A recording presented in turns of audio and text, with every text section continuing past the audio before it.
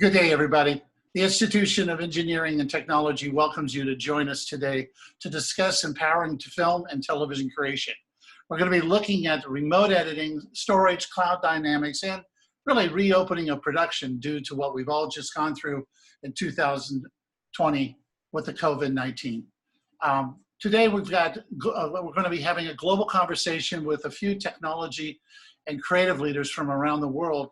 And we're going to be getting to a point where I'm going to be introducing them just in a few minutes. Until then, I wanted to talk a little bit about where we are in the marketplace.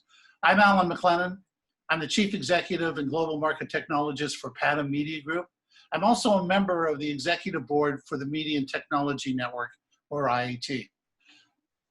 What we've just gone through with the health crisis, we're starting to become under control.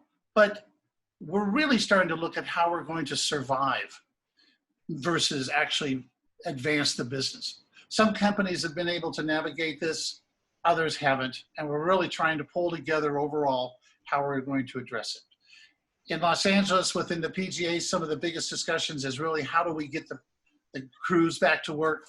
How do we really look at how we're going to be able to manage the sets? And as well as we're looking at how we're going to be able to advance the overall production capabilities of our new programming opportunities. That really comes down to remote editing. So a little bit of a background on this is like when the door was suddenly slammed on a number of projects that were just beginning and in the midst of production, studio and content executives were faced potentially with an empty slate for the remaining part of 2020.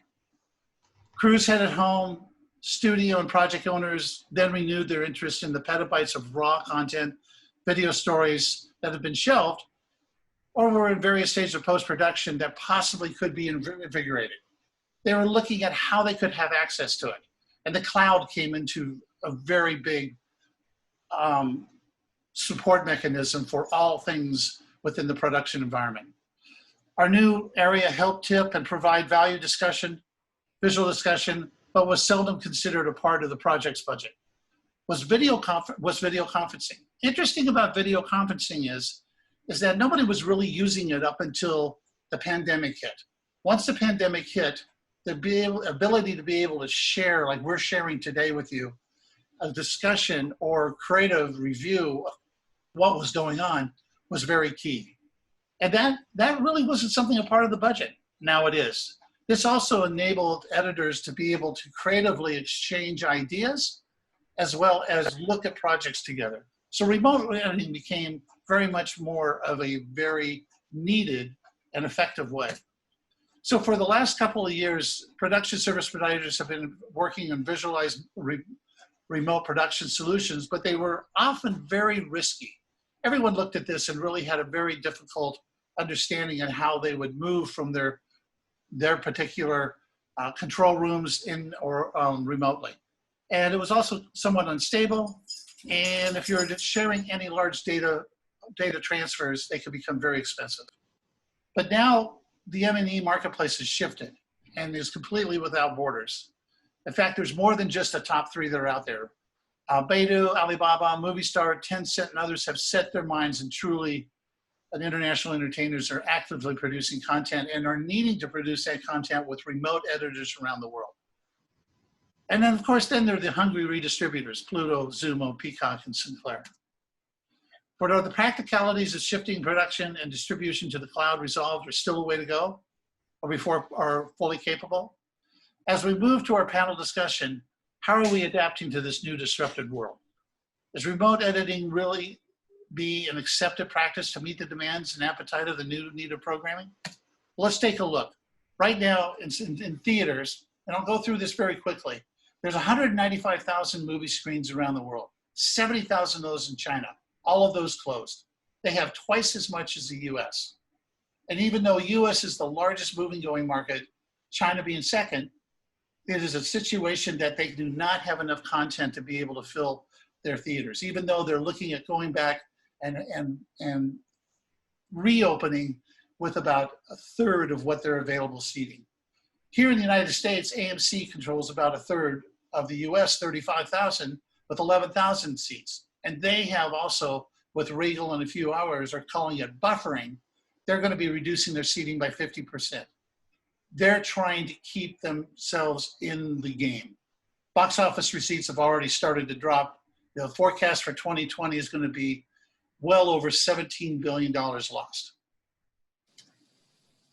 What's happening in the residents? That's where the booming takes place. So that's where the unbelievable consumption and appetite is.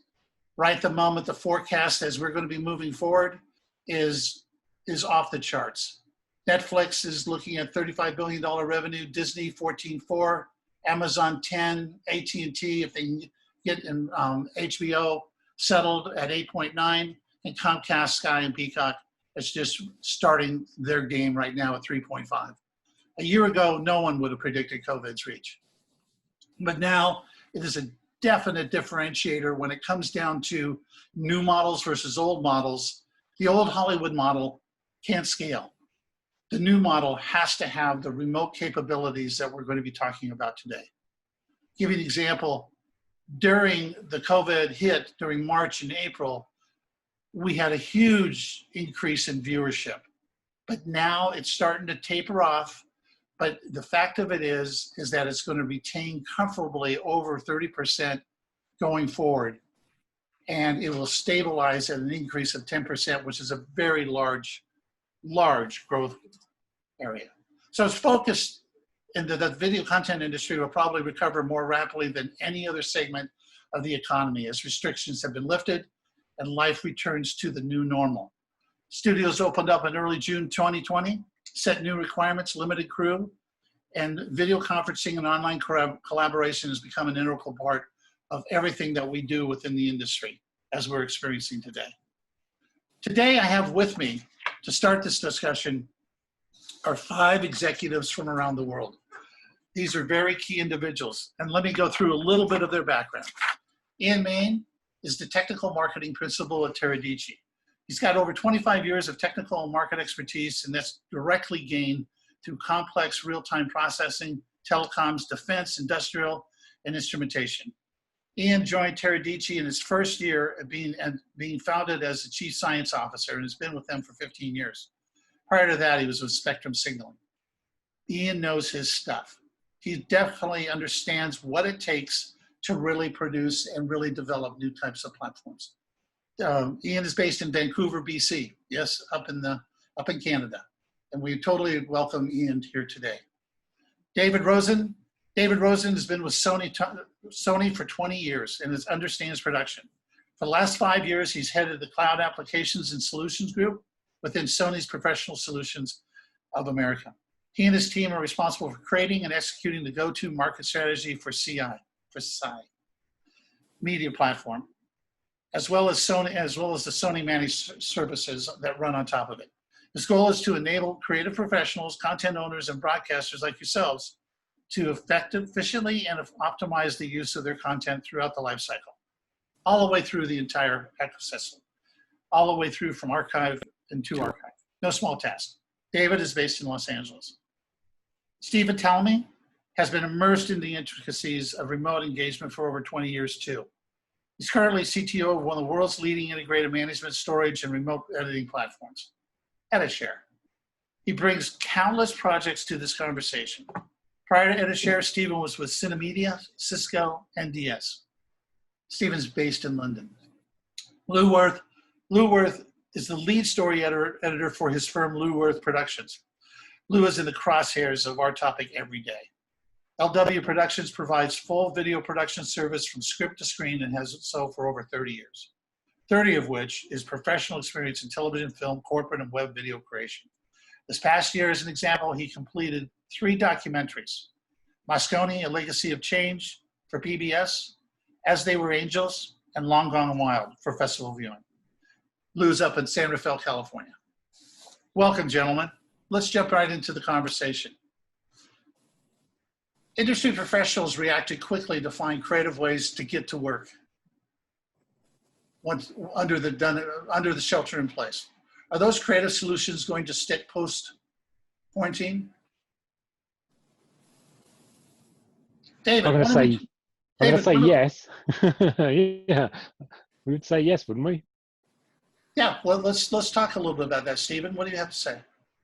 Yeah, I mean, I think if once you've, one of the challenges with sort of a technology transition is people often need a motivation, and it's quite easy just to keep doing the thing you used to do until you're kind of forced to do it. There are obviously some people who are innovators and they're going to jump on it, but a lot of people are, I've just got to get my job done. I'm just going to, and then another job comes on, another thing comes along, and they don't. They're just, it's just easy to carry on doing things. With everybody kind of suddenly forced to do things differently, they've had to do things differently, they suddenly think, oh well, actually this way of working is actually better, right? It's more flexible, I can more easily share content with people. I don't necessarily need to sit in traffic in LA for an hour and a half to go and see the current cut of something.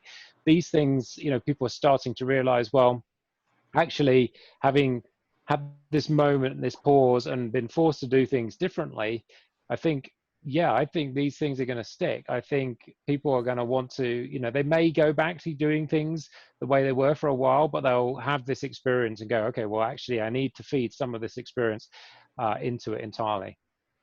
Yes, you know, you're absolutely right. The behavior, you're saying that behavior modification is taking place. David, you were looking like you were ready to jump in there. Yeah, I couldn't agree with Stephen more. You know, this was that moment in time that sort of forced people to act. And people are creatures of habit, not for negative reasons, but just because, especially in production, there's no room for error. They've got their budget, they've got their timelines. Anything that could potentially cause either of those things to slip is, you know, the worst possible outcome.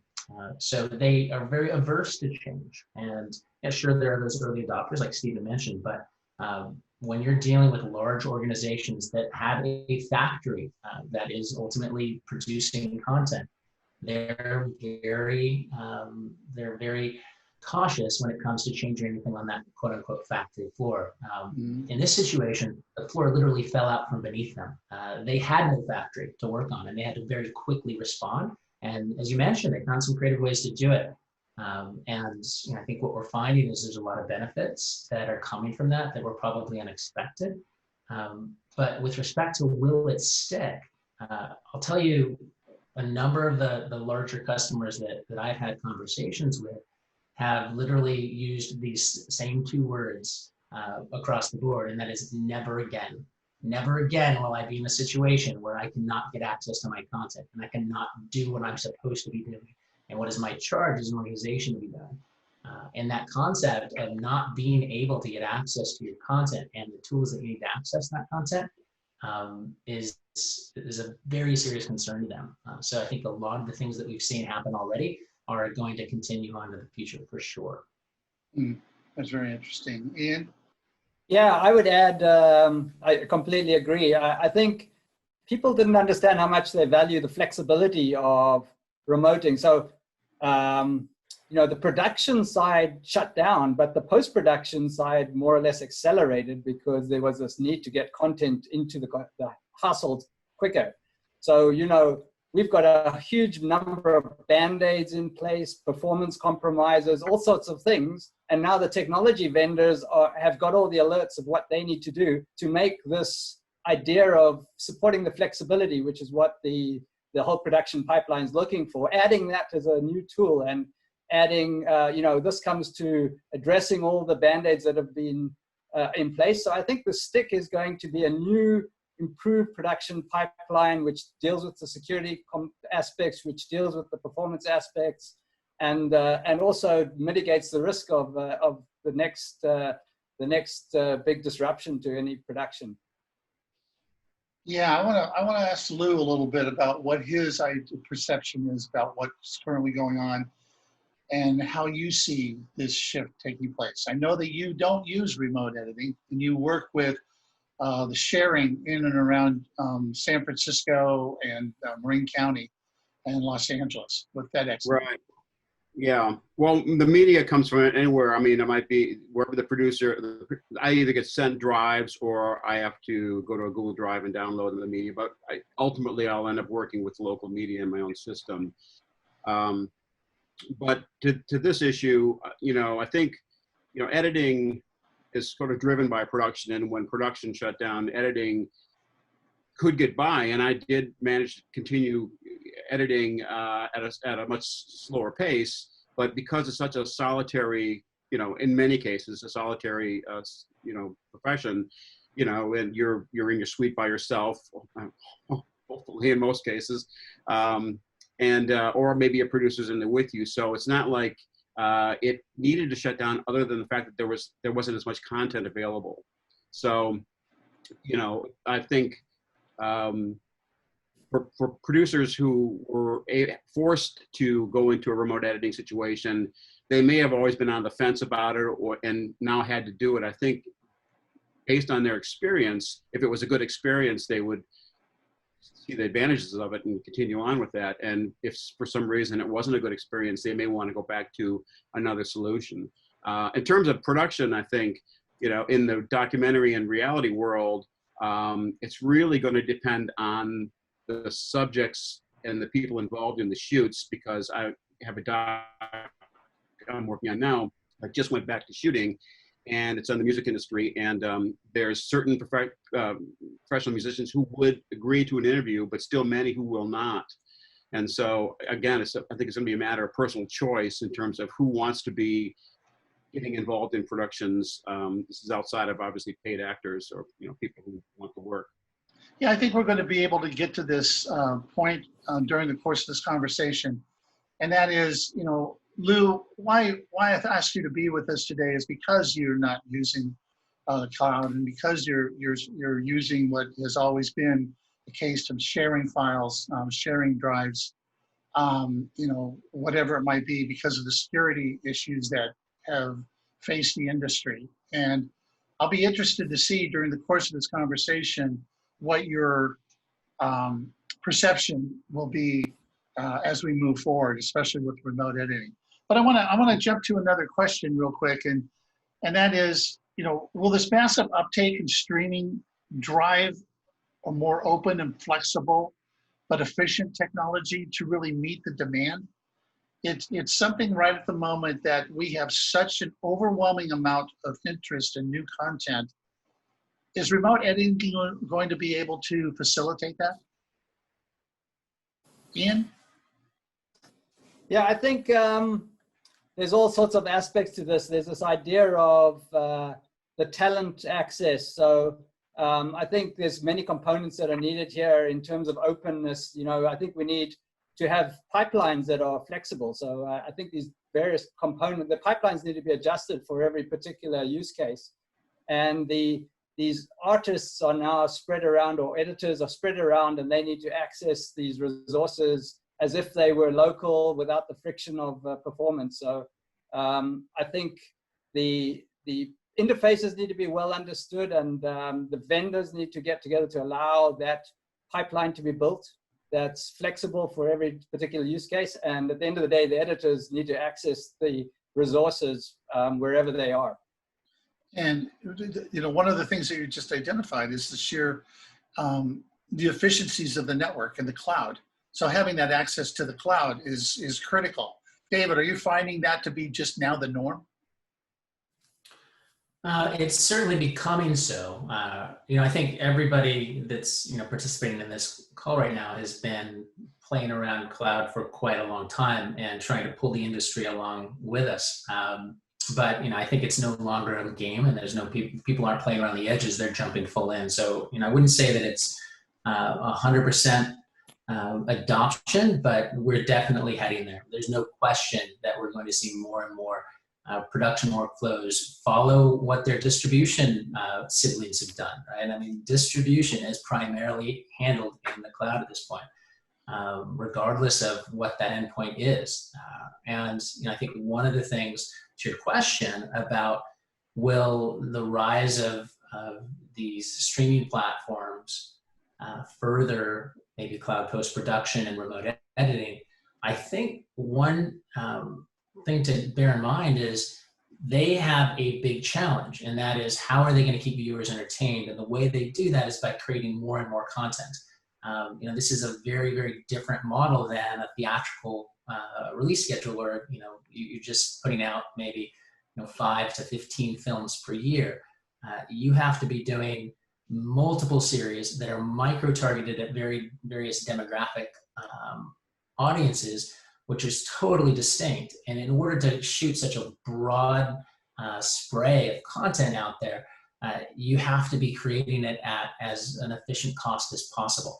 And I think Ian's point about resources is spot on. It's two things. It's not just the technical resources can be centralized and accessed from anywhere. It's the actual creative resources can be anywhere. And the elimination of having to move those people to where the content is or to where the processing or the applications are is a significant advantage. We're not just seeing that in standard television entertainment or filmed entertainment. We're seeing it in sports as well, with the rise of Remy and other ways to get content produced as cost effectively as possible. So yeah, I mean, I think the cloud is doing two things. It's helping to centralize the content and the applications in one location, but at the same time, it's freeing up the need to centralize human resources. They now can be anywhere, which is a big advantage. I think that's a very key point. But before I move on to that, I'm going to ask Stephen to comment on what we're looking at, the dynamics and the growth of the streaming needs currently.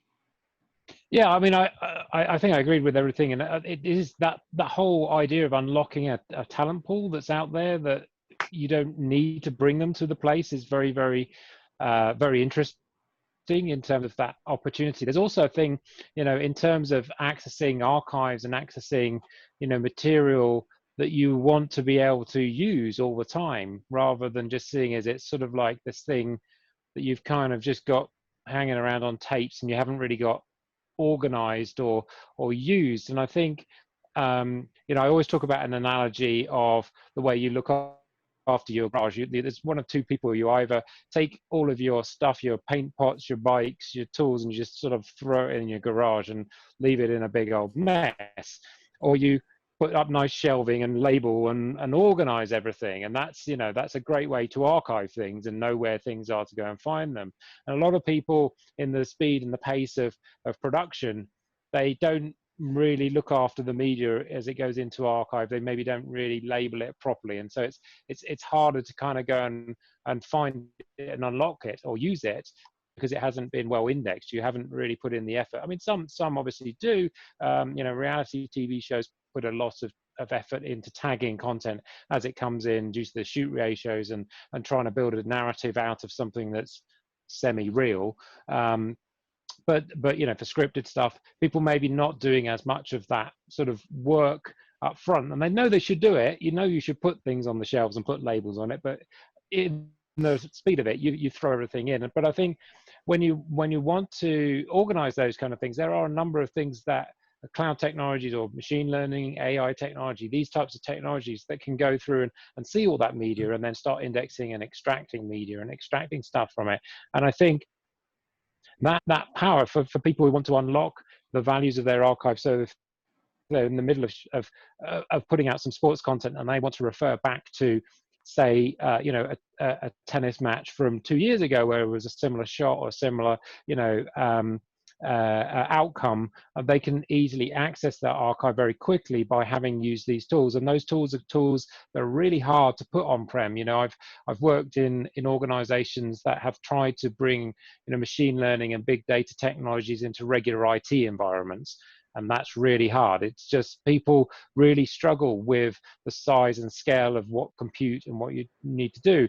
And the real answer is to put that in the cloud. And so if you can get your media into the cloud, as well as the editing part of it, there's the organization, there's the archiving, and the use of those cloud technologies, I think is going to also help people with this, unlocking of material that they've got and being able to keep going with production, so that if they don't have the shot that they need because that area's just gotten locked down again, they may have something in their archive, or they're able to bring it out of somebody else's archive and kind of find it.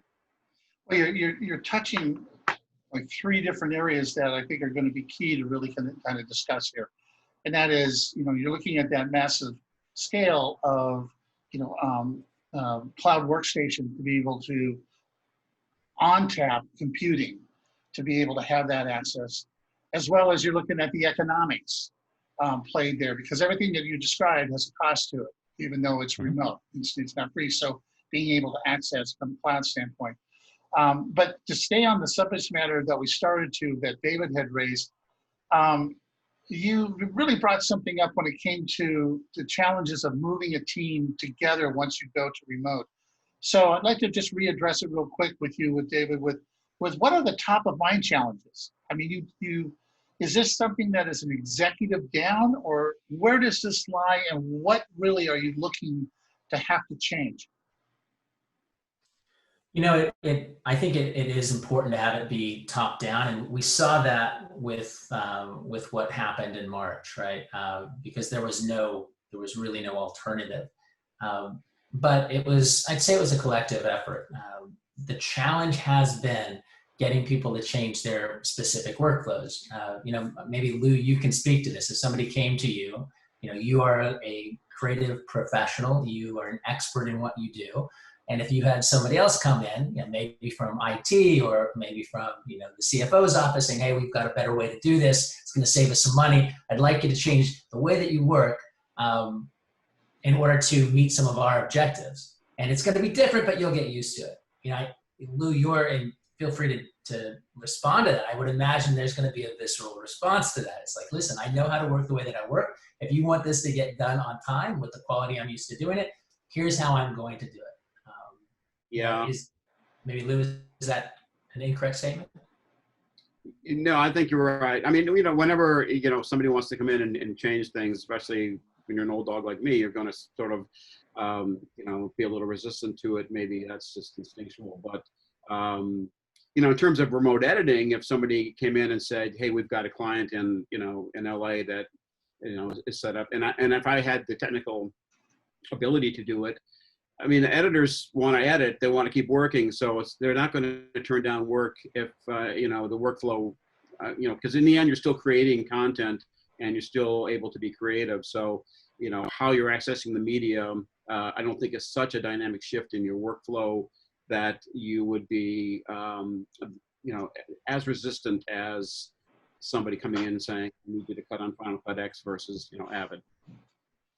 You know, that's a good point, and maybe this is one for Ian. I'm sorry to toss this over, Allan, but I think one of the neat things about what your company has done with Teradici is enable people to use the tools that they're used to using, but use it in a remote environment. Yeah, I think you know, there's some education here. You know, there's a very high expectation when you're used to working with a local workstation, and so when you move that workstation hundreds of thousands of miles away, you start dealing with physics and networks, and the editor doesn't necessarily understand that. So what we find is that with education and understanding, you know, editors get to a level of productivity which is okay, and then there's pressure on the vendors to make the products better to work over these types of conditions. So it's a really positive feedback loop, but everybody needs to understand that it's not exactly a workstation under your desk, but you're coming with all these other benefits. So I think there's a rapid acceleration in technology to support a need, plus all the future stuff we haven't talked about yet of where this can head with all these new resources.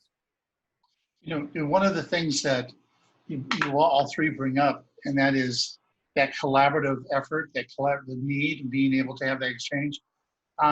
Stephen, have you been seeing, this is a little bit off topic, but have you been seeing any kind of community generation that has taken place during the COVID? Like Lou said, that if he was asked by a producer in Los Angeles and there was another editor working in Los Angeles, that they would connect, it would be remote editing. That kind of opens up new opportunities for editors to be able to engage with other editors out and around the world. Have you been finding any collective communities being creative by editors? Have you seen that kind of growth? This comes back to the conversation of top of mind challenges with building teams, David. Has this grown an environment for editors to kind of tap into other editors or other projects? Have you been seeing any kind of growth in that?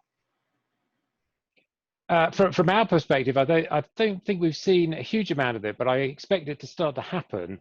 But I don't know, others on the panel might have seen more of that hands-on. I think what we're seeing is that studios now have their editors in different locations. So not necessarily independents, but employees or contractors working. You know, I have an example where we have Madagascar, London, and New York all collaborating on a project. So it's international. It is international. I was looking more for having the opportunity for other editors to be able to interact with each other and potentially find new projects because of this community that's being created through remote editing. You know, we have Media Pro, we have a number of different types of alliances that are within the community. I'm just starting to see editors starting to have that as well. Whenever I discuss this out in the marketplace, they're asking, is there any community that we could attach to? Versus, of course, there is the big studios and where things are at. And that kind of brings me to, you know, is remote editing only for the Hollywood big boys? Or is this something that, you know, independent editors can really get a hold of as well? You know, of course, they need to have permission to tap into servers and tap into broadcasters. But do you see that this is starting to open up a new economical opportunity for all kinds of different types of editors? Stephen? I think it definitely does, right? Particularly if you are, you know, an independent editor or an independent filmmaker or an independent any part of the production chain, and you don't necessarily have those tools to hand. One of the great things of like the Teradici technology is you can suddenly be using you're locally using a very low powered machine, but you're remoting into a very high powered, you know, Windows workstation somewhere with, you know, very high end, you know, graphics, CPU, stuff that maybe someone's unable to gain access to. And as long as the material also can make its way into that environment as well. And what's great about these environments is that you can open the door to that person for a period of time and then you can shut it on them, right? So you can allow them into that system whilst they're editing, and then you can shut the door on them, and you can, you know, you don't even need to ship them the material, right? They don't even have the physical material in their hands anymore. It can stay in a central storage in the cloud out of their way. All they get access to is a remote desktop.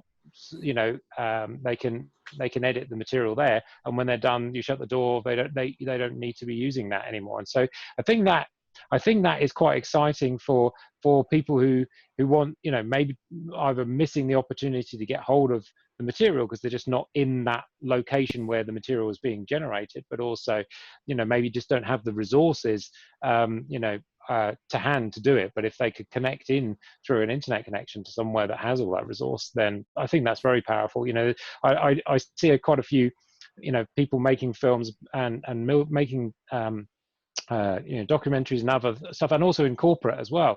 And I mean, when you look at the process they're trying to go through, you go, that would be so much easier if you had an asset manager there and a storage layer there, and the sort of things that you if you went to a production house, you'd see all these things there. But they're trying to do some of it without those tools, and they've got some great tools. They've got great cameras and, you know, great editing software like, you know, Premiere and Media Composer and Resolve. They've got those great tools, but they just maybe don't have the other production tools. And you look at the way they're trying to organize their material and stuff, and that's where they hit the challenges. They sort of they're not able to do it. And if you were to just give them that production environment in a cloud that they could just use, I think that would help them significantly. Yeah, but you're raising the discussion point, and everybody chime in whenever you'd like to. But, you know, you mentioned corporate. We're talking about media and entertainment. We're talking studios. What about other areas like education? I mean, right at the moment, you know, there's a real need for this collaboration that needs to take place within education to embrace this. And I'm just wondering whether in the college and university scene, is this beyond Zoom? Because there's so many different Zoom things going on, but actual project work, and then that project work then has to be attached to a cloud, and then the economies have to come into play. The economics have to come into play for this. But is this something that can really take hold, do you believe, within the education environment as well, remote editing? Oh, absolutely. I mean, what's interesting is we've started to talk to a number of the the colleges and the universities, and they're considering how they remotely deliver their curriculum now, but how they continue to use video more regularly in the way in which they have curriculum, and the way in which students can submit material and that doesn't just have to be film students, right? These can be students who are doing a presentation around a geography topic, or around their cooking project or whatever.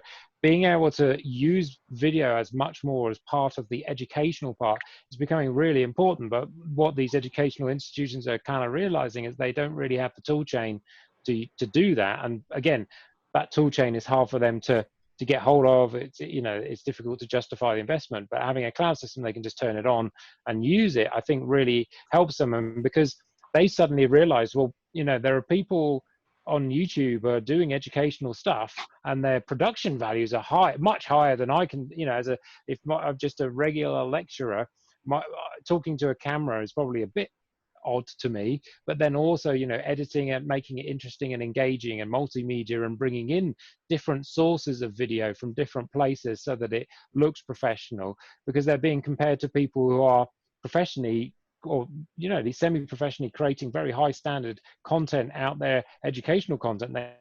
They need to up their game, and to do that they need some of these tools.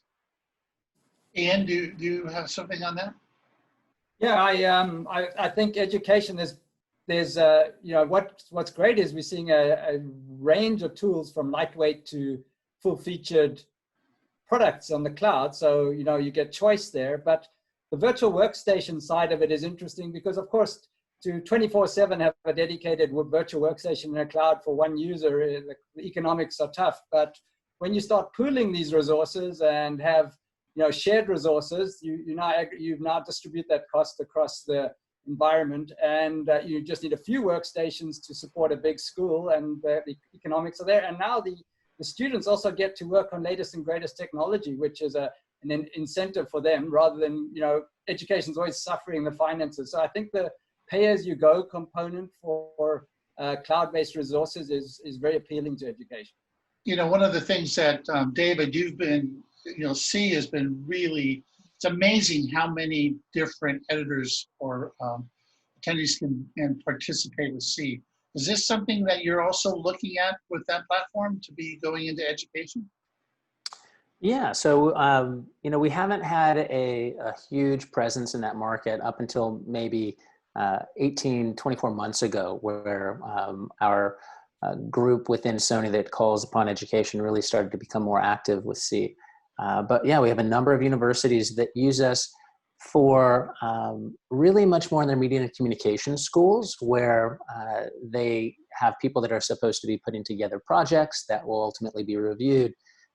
C is used in that particular use case in particular for teams to work together, have shared access to content.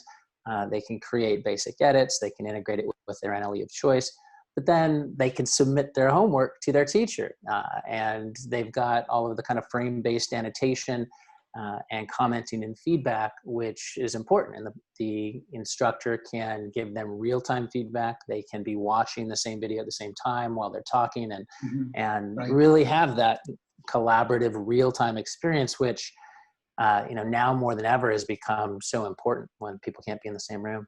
Yeah, it seems like what you're identifying is really, developing a level playing field on so many different levels, which comes into diversity, comes into the capabilities of individuals that can have access to this technology to engage with others, versus having to live in media hubs like Los Angeles or New York. And that opens up an incredible amount of opportunity that really is not addressed when we talk about technology and entertainment. To be able to tap those kinds of creative minds wherever they may be. Like Lou, up in San Rafael, you're doing some amazing different types of projects. You're working with local broadcasters. And are you connected in with cloud? I mean, are you accessing any of the broadcasters that you're working with up in the Bay Area or around the country with cloud? No. No, we're moving files around, but you know, again, all my media comes in locally, either comes in directly from the camera people or comes in from the producers. But other than uploading, you know, files to the stations and, you know, the people that are the corporations that are looking for things, I'm not really using the cloud for anything. So are you having any kind of conversation with any of the broadcasters and stations that you're working with? Are they working within the cloud? And this is something that you're starting to receive asks from them on. You know, they may be, but to be honest with you, I've been been out of the broadcasting work for a long time. Only got back in recently to work on a show that is currently being broadcast in the Bay Area. So I'm just sort of, it's funny because I've worked for like 10 years at all the stations here, mostly as a producer and editor. But I feel so detached from the stations now and from the broadcast world. It's almost funny to get back into it and now be interfacing with people that are at the station. And there's like music cue sheets and timing and all that. That's right. That's not, I got to deal with all that. So it's kind of a whole nother world. But to answer your question, no, I don't know what they're doing. Sorry. Is this something that you start to entertain, something that you'd be investigating after this call? You know, I'd be more interested in tapping into, first of all, finding out what technical requirements are necessary to be able to remotely edit. And I mean, even basic things like, am I still using my software? Is it really a media access issue? You know, do I have the internet speed to deal with that? And you know, I'd want to be figuring out how to tap into a pool, as a lot of editors in the Bay Area, like me, who are we're boutique editors doing cable shows and doing documentaries or whatever. You know, that would open up a lot of production. Even say for like, was it Bunham Murray in LA? I don't know if they got like 70 edit stations, but you know, they're limited to, I don't even know if they're remote editing now, but companies of that size who are turning out a lot of television, you know, that they need editors. And so instead of bringing all the editors in LA, if there's editors who are experienced and capable of editing out there, if I were them, I'd want to tap into them. So there needs to be kind of a resource for editors to become part of that community. You know, I want to jump over to Stephen real quick on an answer to that question. This is going to be a webinar that will go out to a lot of individuals that are like Lou out in and around the world. And I'm wondering that question in and of itself with low, you know, the cost, the platform, you know, what they currently have. Can a remote editing platform such as yours or David C, is this something that has to be, you know, can it work within their requirements? Yeah, absolutely. Well, we believe that the best option is that openness and flexibility. I think we heard the word open a couple of times here, and I think that is really key to it. Bring the creative tools that you want to go and use in that environment, so you're not sort of stuck just using what is provided. So being able to bring the tools you're familiar with into that environment is very, very key, and having a bit of, you know, control over that, I think, is an important point. That's something that we've sort of valued in the solutions we're putting out there, is to make sure that there is openness. There's the ability to go and use, if you're using Resolve, if you're using Premiere, if you're using Media Composer, if you're using any of these tools, you know, and along with EditShare's tools, we have, you know, Flow, we have our Lightworks, we have a number of tools there that are available, but making any of those things available so people can use them and set up their environment like they would have set it up in their home environment. And we've had one of our customers doing this and setting up 3 screens, right? 3 different screens, 3 monitors in their edit station at home, all with Teradici running. So they've had 3 different separate monitors. They can reorganize the whole of their workflow exactly the way, I mean, they said, this is just the way I would do it in the office. I can set up the whole system, and so being able to trial that and being able to use that and set up a workflow that makes that accessible to these to editors like this. And also one of the advantages, well, the the media will already be there. So if you're dropping into a production as an editor, and instead of having to wait for the media to arrive at you, or and then for you to ingest it and import it into, it can already be ready and packaged and available into it. But you do need to make sure the economics are right of that as well. And that's one of the things that we've spent a lot of time working on with the economical side of it. We talked a bit about workstation costs, but the other key cost in the cloud is storage costs. Storage costs quite a lot in the cloud. It can be quite expensive if you're looking at a production. We were doing some numbers on it. If you take like a non-fiction TV type of sort of like a reality show or these types of things, 1,000 hours of content, and you're doing that in a ProRes 422 HQ, so really high codec, very high codec there. The storage cost of that a month is around $44,000. It's very expensive, right, to put that onto traditional block storage, which is the type of storage that you can naturally attach and create a file system on top of it. It's very, very expensive to do that. But if you can find ways, and this is what we've been looking at as our innovations around storage with EditShare, can you use the cheaper object-based storage?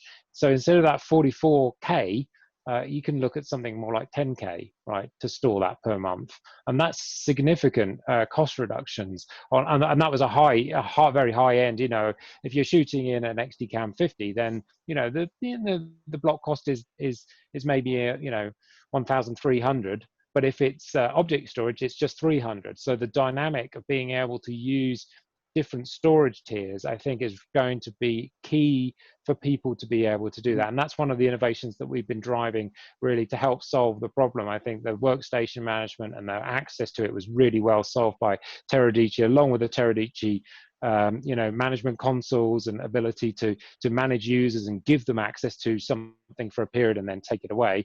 And that's fantastic capabilities. But I think the other part that was in terms of the overall cost is that storage, and that's where we've been trying to really drive the innovation to give people this ability to store all their content, and then just somebody turns up, connects via Teradici, and off they go and they edit. David, is that something that you're experiencing as well from a cost standpoint? I mean, those are pretty big numbers that Stephen just mentioned. Those are big numbers, but I think what we're seeing is people aren't putting entire productions on block storage. They're having that content land in object storage, and then they're using our tools to curate and identify the content they need, and then pull that directly into the tool of their choice, and it all happens very quickly. So I think if you're working on a smaller project with a certain amount of content that is manageable, maybe you pull that directly onto block storage, directly attached to a workstation, and manage it that way. But when people are dealing with significant volume, they're choosing a workflow that's ingesting content onto object storage. And then I think that adds obviously some efficiencies, as Stephen pointed out. But the other thing to bear in mind is we're not just storing the content, any of us, right? I mean, the point of putting the content there is to bring the processing to it. That now means that content can be transcoded as it is landing into the appropriate edit format that is required by those editors. So in days past, or even today, quite honestly, if that ProRes HQ is coming in, somebody might not want to be editing in that. They're going to turn it into DNX HD, or they're going to turn it into something else that they can edit on more quickly on their actual workstation. That's time that it takes to not only localize that content, but then to transcode it before the editor can even begin working. So there's cost savings in the time required of that edit resource, or people in your post-production facility to not have to do all those transformations and staging on yet another storage tier. That content comes in, it's transcoded, it's immediately available for those editors to begin working as it's coming in. So that's another efficiency. And you're also not paying for the hardware and software costs associated with the transcoding equipment. Mm-hmm. So you really have to look beyond what are the per gigabyte costs of storage when you're looking at a transformation like this, because there are significant built-in infrastructure costs in any one of these facilities, whether it be networking or storage or transcoding farms or the people managing all of those things, which can be significantly mitigated by centralizing these things in the cloud. I want to, Lou, I want to come back to you in just a second, but I want to ask Ian, because the fact of it is centralizing this activity with what Teradici is doing. And are you working with a number of different storage companies that are being able to benefit from this? Yeah, actually, all the storage companies are, I think, speaking exactly to what David was talking about, they're getting their tiering right so their cost profiles make sense to the consumers of this technology. But all the storage, even the old traditional storage vendors who have, make their money from on-prem hardware, all look to hybrid cloud solutions so that the balance of where the content sits is in the hands of somebody with the budget. Fantastic. One of I'd agree also with David's point, right, is that the way you can reduce the whole thing, the whole cost of it, because if you are working in a proxy format, your workstation doesn't need to be as high powered. So whilst you're using it in that proxy format, you don't, if you're not trying to edit in 4K or 8K, but you're doing it in a proxy and then you switch at the last minute, there's a whole bunch of savings you can apply by having a lower powered workstation, or even you keep it at that lower powered, and then later on you turn it off, turn it back on again, and it can have twice the memory and CPU footprint. So I think that's also really key to getting used to that, but having that in a seamless way so that it's not a lot of hassle for you to go and generate those proxies and track them and bring them into your editing environment, because that's been, a proxy workflow has been around way before cloud, but it's always been tricky. It's always been hassle getting, importing and then relinking. So you do need some technology that helps simplify that process so that it feels natural, it feels simple, and again, it's around the amount of time it takes for the content to actually be available and ready for the editor. It's really fast and it's there, and it's really quick for them to bring into their editing tools. That's going to be essential.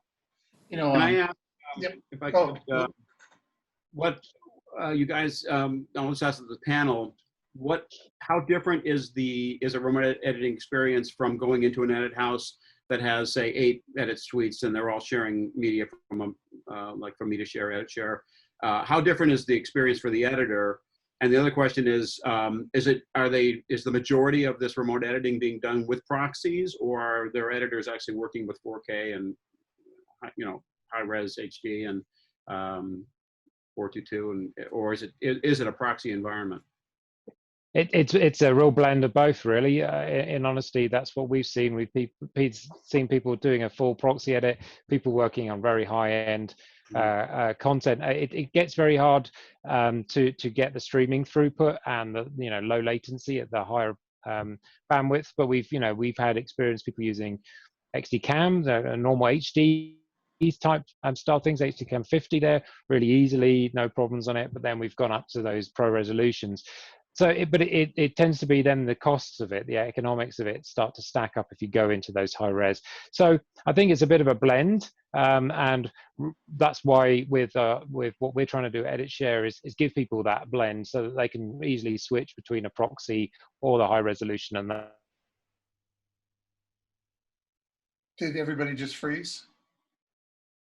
Uh-oh. And in terms of the experience for the editor, like I say, is remote editing in my suite here much different from going into a suite that that's just sharing media with other suites in an edit house?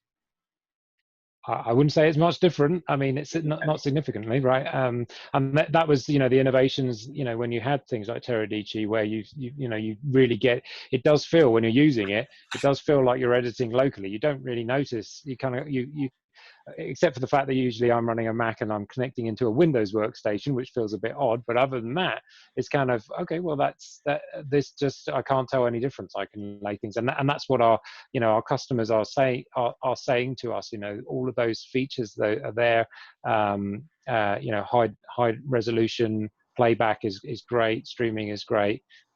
So I think the experience is oddly familiar to a lot of people, and what we've been trying to do during the COVID crisis is try to get people to use if they've got the time, their down tools, is just try it for a bit. It's quite easy for us to give someone a system to go play with, because we can spin it up very quickly in a data center near them. They can download the free Teradici connection client, we get them up and running, and then they can bring some material in there and try it out. And I think just trying it for a bit is definitely worth it, because I think people are very surprised at how similar it is. You know, the Teradici has come up a number of times during the course of that. And for those that are listening in or watching in on this webinar, I'd like to ask Ian a little bit to not so much explain what Teradici is, but explain a little bit of what PCOIP is. Okay, sure. Yeah, the technology is a remote display protocol, so highly secure. We grab the display image instead of being at your local workstation. Now you have a remote workstation, could be a physical workstation, could be a cloud workstation in a data center. We're grabbing that display image, compressing it to fit the network, encrypting it, and then just sending it as a stream to the client, which could be a PC client or a Mac client or a laptop or a mobile device, and then decompressing that image and displaying it. And of course, in the other direction, you have your keyboard, mouse, and your Wacom tablets and your peripheral devices that you're used to working with, and those signals are communicated back to the remote workstation. So the user desktop experience is identical, and then we just need to deal with the frame rate and the resolution expectations. And if you have a good network, then it becomes seamless. Yeah. Okay, that's that's very helpful because it also addresses what Lou had been asking about, whether or not being able to transfer the images, no matter what they are, across whatever network there is, and that pretty much sits right in there and be able to facilitate that across the board. I want to go to one last question in regards to, in our industry we had NAB, we had IBC coming up, which we all enjoy. Going to Amsterdam and engaging with the world in regards to that. What do you think that are some of the things that would have been announced at IBC? We missed NAB. Many of those have actually come out. But for IBC, what do you think's on the horizon that was going to be announced there? David, do you want to address that first? What do you think? What do you think was going to be said? What are you hearing rumblings on? So, I wish that I could say with certainty. If I could, I'd be investing much more heavily in the stock market. But, if I were to guess, some of the things that we're hearing of interest to customers, which obviously that drives a lot of what the vendors are doing, is integration. And this has been a theme for a couple of years now, but I think, we've seen some of the, maybe the overhype die down a little bit with regards to AI integrated into production and post-production workflows. So we're starting to see that become a much more interest. So specifically with production, and your education example was timely, because some of the things that we've been seeing and hearing a bit about is how can we read the room better, right? It's very difficult in this meeting right now, if I'm an instructor, to really know how engaged people are. So these kind of engagement measurement algorithms, tying that into production and being able to identify, have cameras automatically move to the more engaged participants in some sort of production, and be more reactive to the crowd, right? If it's not necessarily, in an education environment or seminar environment, that's becoming more important, as is remote device control, especially considering, where we are today, the ability to remotely control cameras, to be able to have them react in real time using AI. These are trends that I think are important to the industry at large, and certainly ones that Sony's watching very carefully as well. Ian, what do you think? What do you think was going to be coming out at IBC? Yeah, I mean, on the hype side of things, I think where IBC and Mobile World Congress sort of overlap is this idea of 5G networks playing a part in remote productions for reality TV. And so I think the technology is in place, and now I think over the number of years that's something to watch. So that's early, but in terms of the production and the reality, I see endorsement by all the major ISVs. We've talked about Avid and Adobe, and of course EditShare is involved in the cloud, Blackmagic. All these vendors are really starting to support and endorse this notion of virtualized workstations, because they see it's working and their customers want it. So I think you would see, that technology was demonstrated for several years, but it's really now is obviously very pertinent. Stephen? Yeah, I mean, well, one thing I seem to recall around IBC last year, you know, was lots of things like SRT and these types of alliances. And I think the more of these streaming protocols that are cloud ready, are cloud enabled, the XDCAM Air stuff from Sony. I think people's compatibility with that part of it, because people you are not just going to want to shift files around, they're going to want to stream and then live capture and then edit in a cloud environment off a live feed to create highlights, to do those types of things. And you know, we find that even in reality TV and other things, they're wanting to stream a lot of content. So I think also I would expect, beyond what the, you know, the AI and the other things, I think some very practical stuff around shifting the media and getting media into the cloud and streaming formats in efficient ways. You know, we saw just sort of the NAB time that AWS brought out another one of these elemental devices that you can, you know, just plug it in and it's power over Ethernet. So you just connect it with Ethernet, connect it to an SDI feed or an HDMI feed, and it's immediately streaming it back into the cloud environments. And that's very interesting to see that, but currently tailored more towards live to air. But what about live to edit? And I think I'd expect to see more and more people looking at that area as well. You know, in the IBC time frame. You know, one of the things that just jumped to Lou real quick, you know, versus going to IBC, are these areas that resonate with you, of interest, that you know really do make an impact on your business, and where and how your capabilities can grow and evolve? Well, some of it for sure. I mean, I've not been to IBC. I've been to NAB in a few years, but I tend to always go to.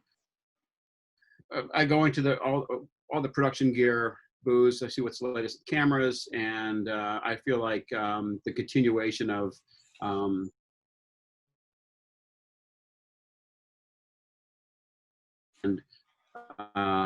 you know, camera gear in general, in size and its capabilities is always something of interest. But also I head over to the Adobe and Avid booths to see what they're doing software-wise that's going to, you know, give us an edge and give us you know, the ability to improve our workflow. And also what's interesting always is how they are improving the review process. That's always something that's kind of always a, as they continue to work to improve the level of review process using the cloud, so that you can, when you're uploading things, and you can communicate and do real-time reviewing of some of the work you're doing. This is more on a corporate basis than a broadcast or a doc basis, but so that's sort of, you know, where I always am looking for changes. All right, well, thank you very much, everybody. You know, one of the things that I wanted to be able to go back and through is the sheer fact of discussing how we are moving into the marketplace today. If there are any questions that we may have, that you may have in on this webinar, please feel free to get in touch with me. I'm Allan McLennan. You can reach me at the address that's currently on the on your screen at Patam Media Group, Allan Mick at patamediagroup.com. Everybody, thank you very much for taking your time. We'll be putting this all together and getting back to you with a link to be able to review it. Thank you. I wish you all well. Thank you very much. Much appreciated. Thanks so much. Enjoyed meeting you all. Take care, guys. Bye-bye.